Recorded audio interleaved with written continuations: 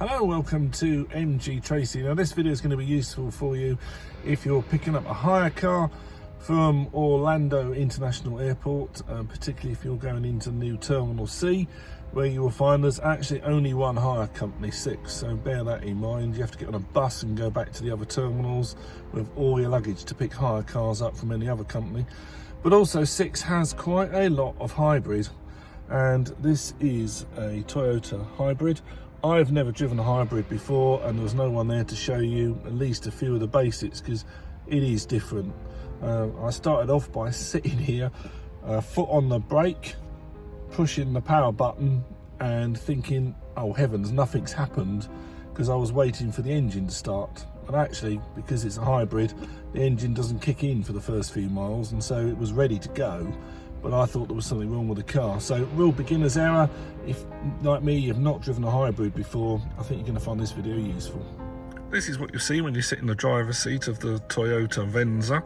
The big screen here is really useful because it will plug your iPhone or your Android phone in. It's going to be a sat-nav, so straight away that's going to save you over £100 in renting a sat-nav.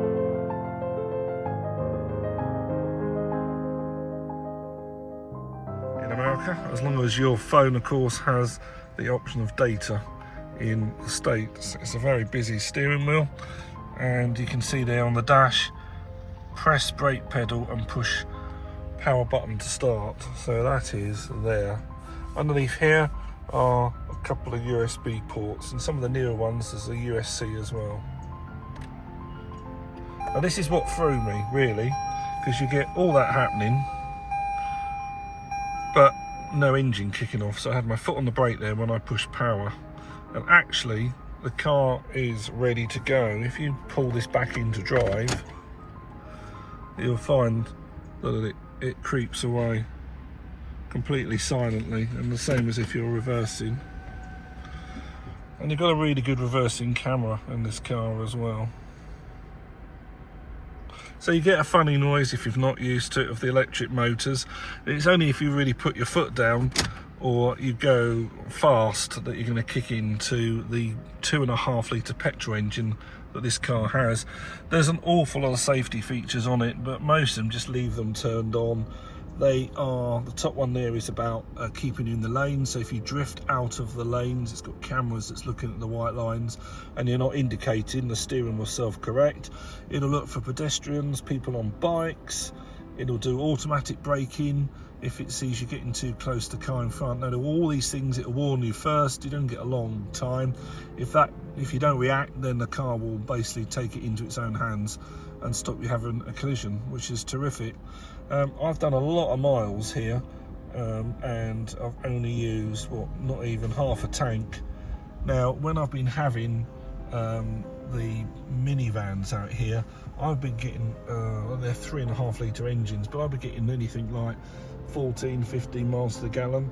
This one is doing 40. Now remember, an American gallon is smaller than a British gallon, so that's probably about the equivalent of over 50 miles per gallon, which is fantastic for a mid-size SUV.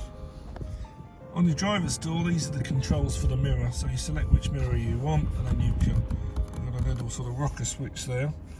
This allows you to lock windows if you've got kids in the back, and then these 4 are all 4 of the windows, which are all electric. In the center console here, you'll also find there's your handbrake. It should be set so it just comes on automatically. If not, pull it up.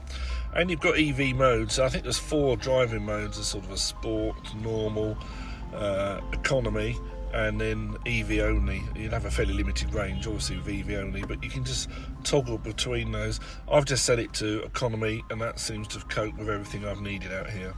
On the driver's side are all the controls. This one is your lumbar. This is allowing you to go up and down. And this is back and forth. I mean, I've got it all the way back. I'm 6 foot, and I just about fit in there comfortably. I think if any tighter than that, it might be a bit difficult for me. Now, when you're trying to position the steering wheel, you'll find on the left hand side you've got this little toggle switch, and this will move your steering wheel up and down, and out towards you as well. So again, I've got that on a max because of my size, but if you're having trouble trying to adjust the steering wheel, that's all electric as well.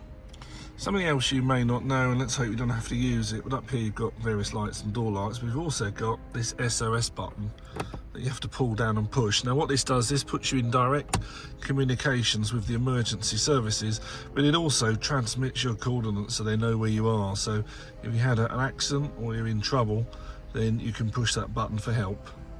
There aren't a lot of hints that this is actually a hybrid, and of course in the darkness of a multi-storey car park I didn't see it, but the Toyota badge has got blue behind it, and that lets you know that actually you're dealing with an EV.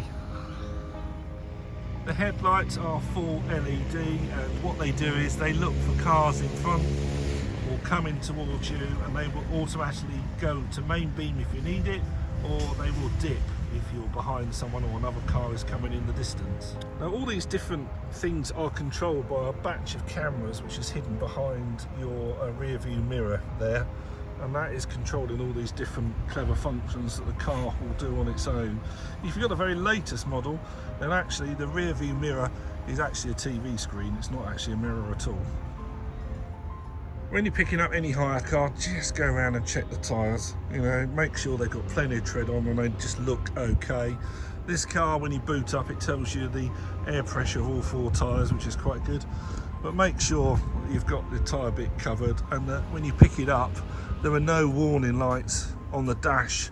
Any red lights, then I would suggest you go and swap it to a different hire car right at the beginning of your rental. The back seats in the Venza are very flexible. You can put down the middle seat as an armrest. You can fold them all down to create plenty of room to get 5 or 6 cases if you need it.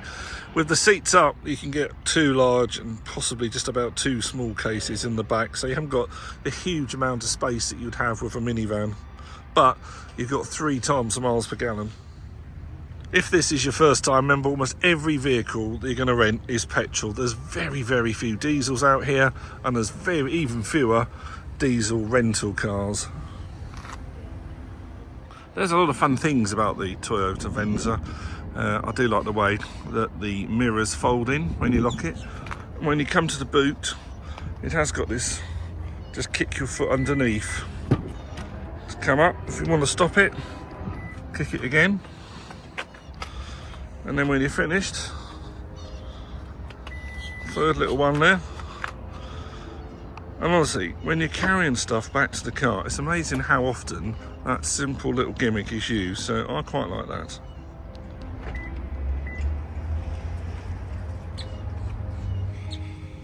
If you're wondering like me, how do you actually get the gas flap open or the petrol flap open, down on the left hand side here, near where your pedals are, is the bonnet release and also the fuel cap release. So just push that one and that will release your flap for you to refill. So it just pops open and that just unscrews. To lock it, it's locked.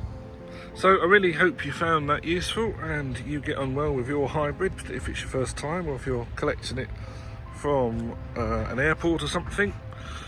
Please like, share and subscribe, and I shall see you in the next video. It's quite a nice warm sunny January day here in Florida, which is a bit different to back home. See you in the next video. Cheerio.